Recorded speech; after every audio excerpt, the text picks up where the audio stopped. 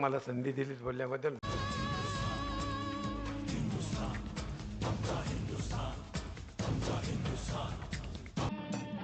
64व्या बोलल्याबद्दल.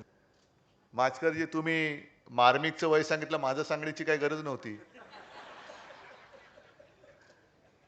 पण सांगितलं तरी मला काही परवा नाहीये. कारण शिवसेना प्रमुखांचा पुत्र म्हटल्यानंतर त्यांच्याकडनंच काही धडे गिरवलेले आहेत. आणि ते जे सांगायचे की वय सगळ्यांचं वाढतं, माणूस ज्या वेळेला मनाने थकतो तेव्हा तो वयस्कर होतो. माझं मला माहिती नाही, पण मार्मिक काय 64 वर्षाचा झालाय असं कोणी मानणार नाही. अजूनही तो तसाच ताजा तवाना आणि तरुण आहे.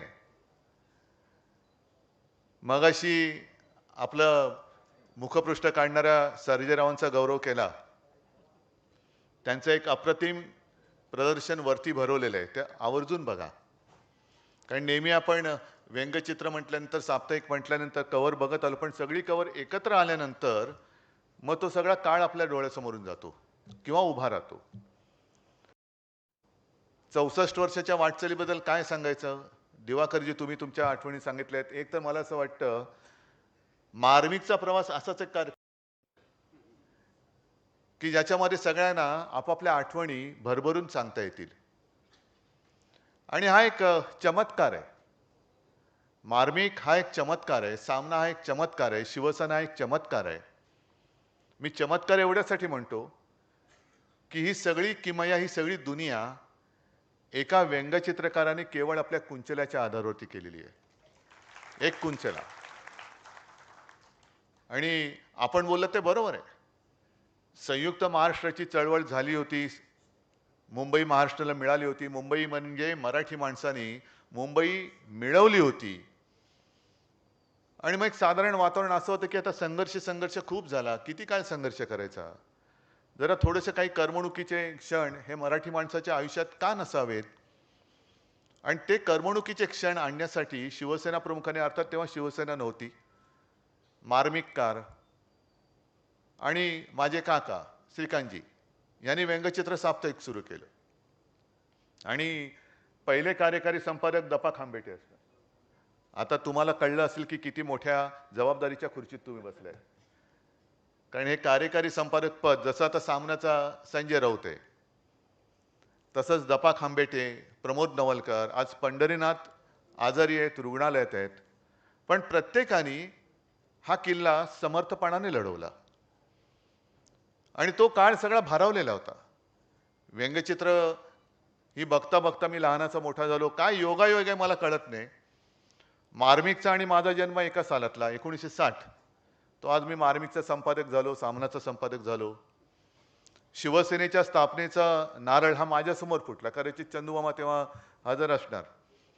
आणि त्या नारळातून जे काही शिंतोडे उडाले, मी अनेकदा सांगितलं, मी कधी स्वप्नात विचार नव्हता केला की शिंतोडे मला एवढे भिजवून टाकतील की मी शिवसेनेचा पक्षप्रमुख झालो. हा सगळा वारसा घेऊन मी पुढे जातोय. मला कल्पना नाही मी तो वारसा किती समर्थपणाने पुढे नेतो, पण आपण सगळेजण आहात, त्याच्यामुळे मी काय करतो याची पर्वा नाहीये. तुम्ही माझे सगळे सोबती आहात आणि तुम्ही सगळे साथ सोबत अगदी संकटात सुद्धा देताय म्हटल्यानंतर मी शत्रूची पर्वा का करू? मी कशाला पर्वा करू? तर सुरुवात ही मार्मिकची अशी झाली. आणि मग नंतर एक एक गोष्टी समोर यायला लागल्या. एक एक कंपन्यांमधल्या कामगारांच्या लागल्या. आणि त्या कामगारांमध्ये परप्रांतीयांची भरणी जास्त होती. मग महाराष्ट्रामध्ये म्हणजे मुंबई मिळवली आपण, पण मुंबईमध्ये मराठी माणसाचं स्थान काय? सगळं हद्दपार व्हायला लागला. हद्दपार व्हायला लागला. मराठी माणूस मुंबई सोडून जायला लागला. नोकरी मिळत नाही, कोणी दारात उभं करत नाही. आणि एका गोष्टीचा मी जरूर आवर्जून उल्लेख करेन, स्थानिक लोकाधिकार समिती, जिचं ती शिवजयंतीची मिरवणूक निघते आणि तोच तो परिसर मी गेल्यानंतर बघत असतो. दुतर्फा सगळी बिल्डिंग भरलेले असतात. कोण खिडकीतून डोकावत असतं, कोण गच्चीतून असतं, कोण पॅराफिटवर उभं असतं. सगळे आतली लोक बाहेर कौतुकाने बघत असतात. आणि माझ्या मनात तोच विचार येतो की अरे, हाच तो विभाग होता, इकडे मराठी माणसाला एंट्री नव्हती. मराठी माणूस दार फोडून आतमध्ये गेला आणि आता खिडक्यातून तो बघतोय की माझा शिवसैनिक कसा तिथून गर्जना देत चाललेला आहे. ही मार्मिकची ताकद, ही शिवसेनेची ताकद. आणि ह्या याद्या जेव्हा समोर यायला लागल्या टेलिफोन डिरेक्टरीमध्ये, मराठी माणसांचा पत्ताच नाही, म्हणजे कुठे कनेक्शनच नाही, तर नाव कसं येणार? आणि मग करता करता करता ते याद्या प्रकाशित व्हायला लागल्या. वाचा आणि थंड बसा, जे आपल्याला सगळ्यांना माहिती आहे. आणि मग सगळी लोक जमा व्हायला लागली. एक दिवस मग माझ्या आजोबांनी, बाळासाहेबांनी विचारलं, अरे हे सगळं करतोयस तू, लोक एवढी येत आहेत, काय पुढे काय करायचं ठरवलेस की नाही? काय संघटना वगैरे काढायचा विचार आहे की नाही? तर बाळासाहेब म्हणाले, हो तसा विचार चाललाय. नाव काय ठरवलंस? तर आता विचार चालू आहे. आणि पटकन आजोबांनी सांगितलं, शिवसेना. शिवसेना झालं. काय वार मुहूर्त वगैरे काय बघितला नाही. सहदेव नाईक म्हणून तेव्हा ते सहकारी होते. नारळ आणला, फोडला, शिवाजी महाराज की जय, आणि शिवसेना सुरू झाली.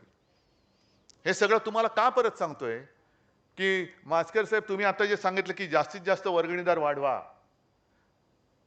आताचा जमाना असा आहे की वर्गणीदार आमच्याकडे जास्त आहेत म्हणून मार्मिक आमचा.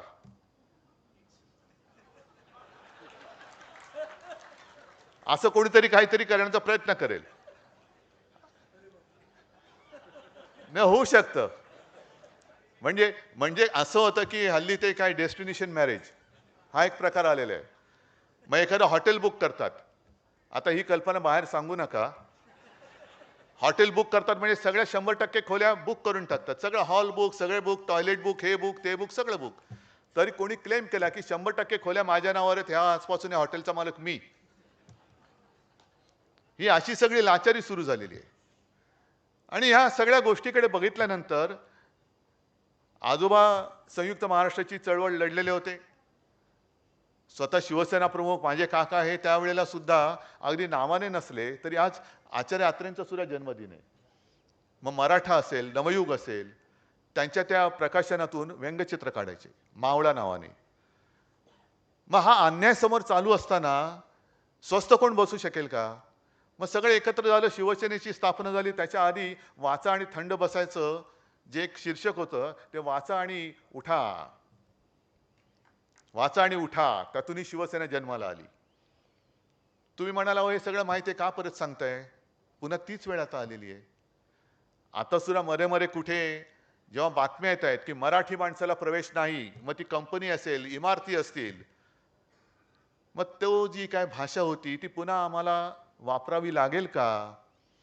कारण एअर इंडियामध्ये मराठी माणूस कसा शिरला, मराठी माणसाला न्याय कसा मिळाला? सुधीर भाऊ होते तेव्हा स्थानिक लोक अधिकार समिती, आणि त्यांचा कोणतो तो एमडी का कोण होता, एमडी होता का एमईडी होता माहिती नाही मला, तो नंदा. नाही म्हणे असं नाही चालणार, तसं नाही चालणार. सुधीर भाऊ बोलतायत आणि कोणालाच कळलं नाही, खाटकन आवाज आला आणि पुढच्या क्षणाला बोलले तो नंदा गाल चोळत होता. मग एक कानाखाली आवाज काढल्यानंतर एअर इंडियाचे दरवाजे उघडले. मग हे मराठी माणसाला त्याच्या स्वतःच्या घरात मुंबईमध्ये त्याच्या संघर्ष करून मिळवलेल्या राजधानीमध्ये पुन्हा हे दिवस येणार असतील, तर तेव्हा जसा कुंचलाचा पलिता झाला होता तशीच आज कुंचल्याची मशाल झालेली आहे. ही मशाल उगाच नाही घेतली मी, ही मशाल आहे. मशालीलाच दुसरं नाव आहे पलिता. त्या कुंचल्याची मशाल तेव्हा जर शिवसेना प्रमुखांनी केली असेल आणि केली म्हणून आज आपण इकडे आहोत, तर आज आपलीच मुंबई आपल्याला उपरी होणार असेल, तर हे महाराष्ट्र द्वेष्टे जे दोन दिल्लीमध्ये बसलेत, ज्याला मी काय नाव दिलेलं आहे बघा दिवाकरजी, मी मी व्यंगचित्र नाही काढत, पण शब्दाने थोडंसं बोलतो. शब्दाने थोडंसं जे बोलायचं ते बोलतो आणि ते लोकांना पटते. मग अशा वेळेला ही मशालीची धग ही त्यांच्या बुडाला लावायची की नाही, लावणार की नाही? मग काळ बदलला, मध्ये परिस्थिती बदलली असं वाटत होतं. त्या बदलत्या काळामध्ये आपलाच वापर करून हे मुंबईचे द्वेष्टे, महाराष्ट्राचे द्वेष्टे हे आपल्या खांद्यावरती चढून दिल्लीमध्ये बसले. आणि आज जर का आपल्याला लाथा घालण्याची भाषा करत असतील तर याचं तंगड पकडून बाजूला फेकायचं की नाही फेकायचं?